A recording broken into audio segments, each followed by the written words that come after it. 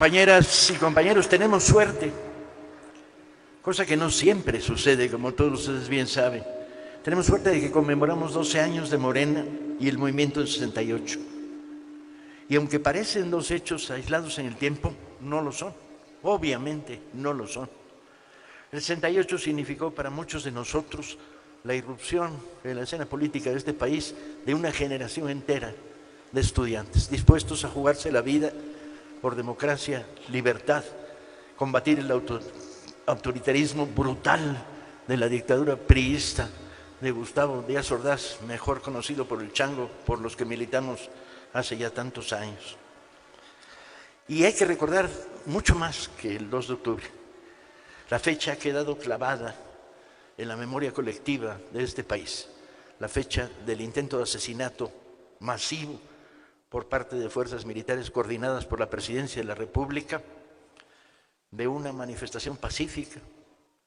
Pero hay mucho más que recordar y Morena tiene una obligación: organizar su memoria. Y lo que hay que recordar son 123 días de huelga general, cientos de miles de estudiantes participando en brigadas que recorrían esta ciudad y las ciudades donde había movimiento estudiantil a causa del calendario escolar. Hay que recordar el apoyo popular en los mercados que daba de comer a las escuelas en huelga. Hay que recordar la salida masiva en la calle, la solidaridad de uno y otro de los sectores populares, la democracia del movimiento 68, el asambleísmo, la existencia de una dirección renovable instantáneamente a partir de las asambleas. Hay que recordar 123 días de resistencia ante un aparato del Estado dispuesto, como lo demostró varias veces, a meter los tanques en las universidades, asesinar y reprimir. Hay que recordar los 4,000 primeros presos que arroja el movimiento estudiantil, que van siendo liberados al paso de los años. Y hay que recordar el espíritu, la voluntad. Y cuando uno se pone a conjugar estas dos fechas, 12 años de Morena, bienvenidos, porque Morena ha sido el aparato que hemos usado para liberarnos del fraude electoral, la dictadura priista, el crimen de Estado sistemático que se practicó contra los movimientos sociales. Y hay que agradecerle a Morena, agradecernos, mirarnos los que están, los que estábamos, los que se quedaron en el camino. Pero hay que tener memoria para conectar ambas fechas, porque también a la hora de la memoria tenemos que registrar el triste paso por el PRD. Y hoy venía dándole vueltas cuando venía hacia acá para recordar el día en que forzamos a un Consejo Nacional del PRD a pasar lista de caídos contra la voluntad de la dirección del partido, que decía: no pierdan tiempo con esas cosas, aquí hay cosas más importantes que tratar. Y los obligamos a estar durante 2 horas escuchando los nombres de militantes que habían muerto, asesinados, la mayoría de ellos dirigentes de campesinos, de instancias medias del partido, comités estatales, organizaciones locales.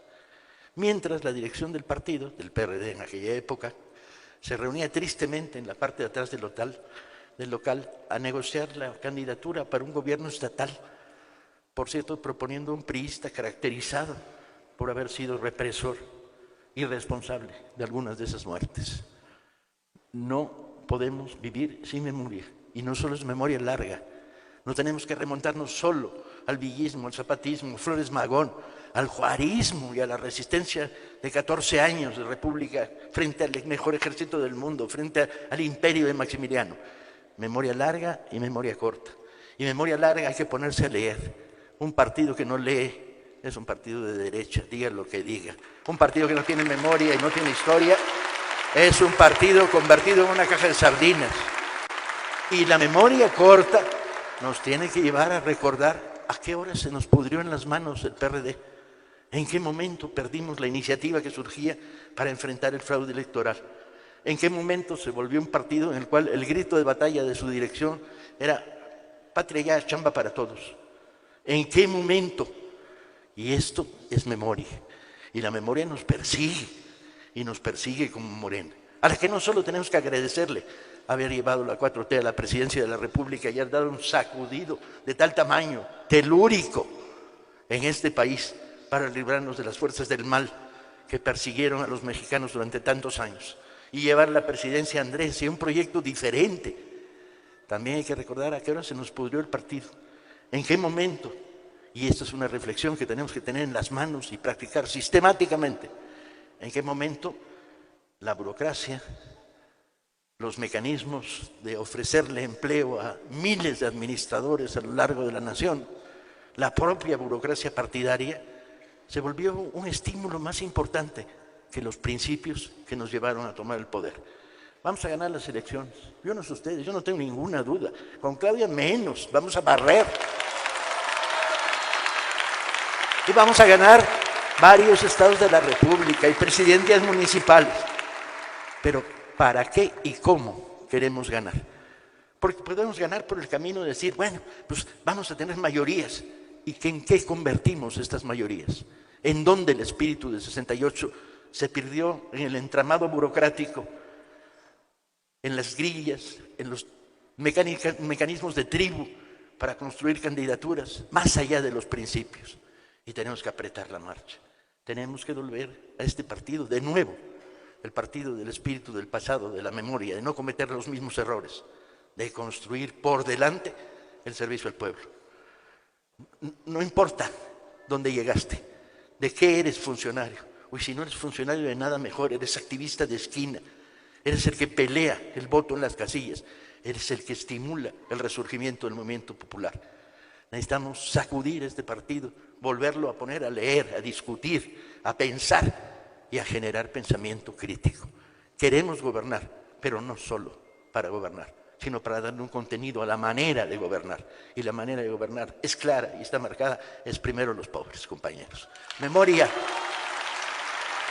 sobre todo, capacidad para vincular el pasado con el presente, pensamiento crítico, mentalidad de debate, capacidad para pensar con nuestras cabezas, estimular a un país que ha crecido de una manera sorprendente, porque la enorme virtud de Morena no somos los que dirigimos una parte del aparato del Estado o el propio partido. La enorme virtud de Morena son muchos millones de ciudadanos que creen que ya llegó la hora del pueblo. Gracias.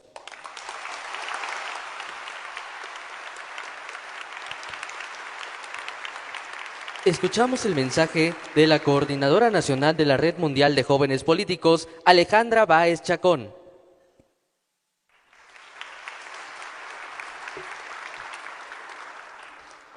Es un gusto para mí compartir esta plaza el día de hoy con todos ustedes.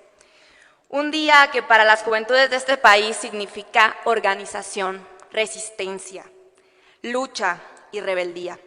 Además de que es un honor contar con la presencia de nuestra Coordinadora Nacional de los Comités de la Defensa de la Cuarta Transformación, la doctora Claudia Sheinbaum. Bienvenida, doctora.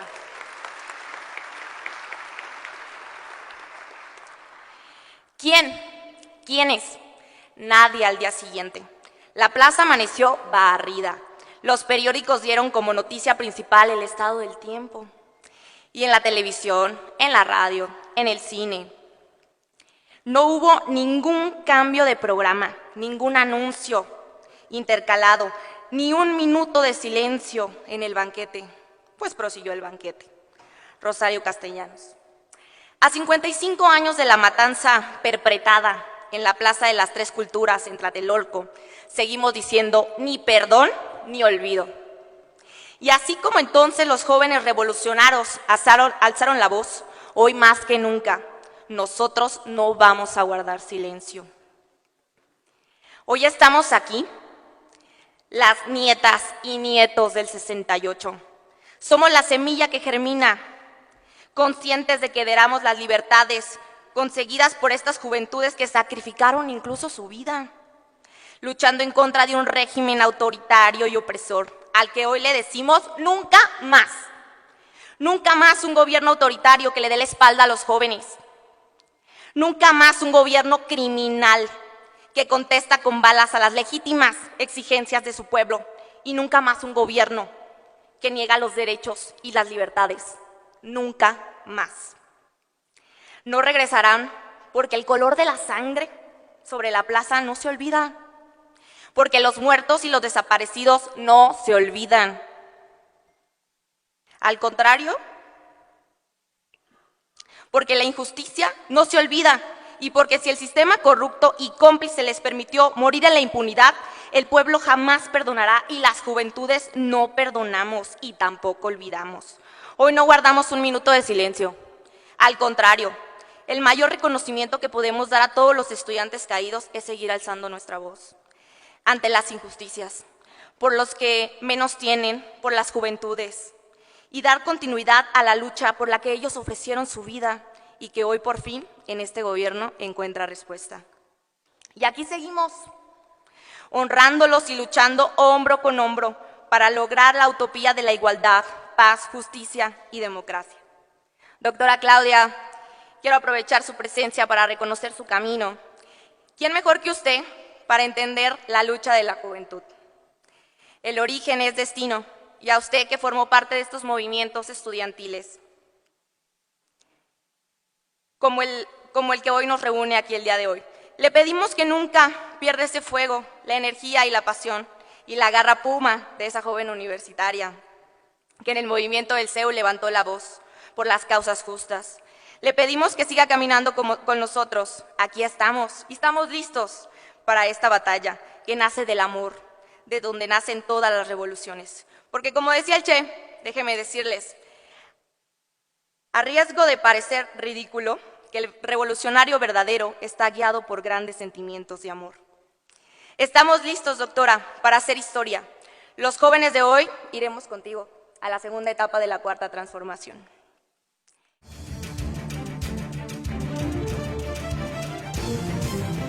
Desde el aire, en 360 grados, con transmisiones en vivo desde el lugar de los hechos, con la mayor tecnología, pero sobre todo, con objetividad e imparcialidad. Noticiero en redes. Honestamente, te informamos.